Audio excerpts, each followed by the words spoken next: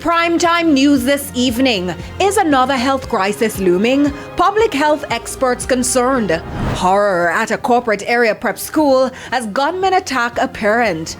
And police name the man charged for the deadly Portmore multi-million-dollar heist.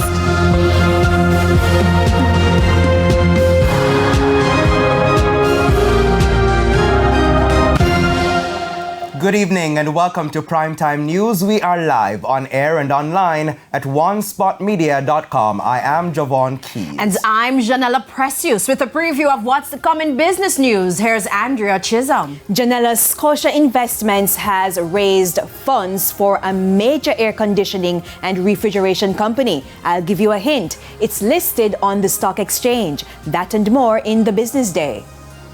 Thanks, Andrea, and Karen Madden is standing by with a preview of what's to come in sports. Karen? Well, Javon, some of the world's best athletic stars have confirmed their lanes at the Racers Grand Prix, which makes a grand return this year. I will tell you all about it in Primetime Sports. Can't wait for that. And Romain is here with a preview of the weather report and forecast.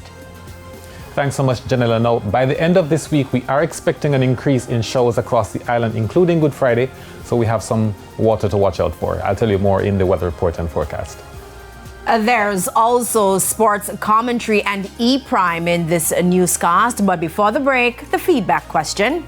And this evening, we are asking, what are your predictions for the Schools Challenge quiz final tonight? You can share comments online, facebook.com/television Jamaica, and tweet us at TVJ News Center. Are you biased and you don't have an opinion tonight, okay? I have no comments. Please stay with us. Primetime News returns right after this break.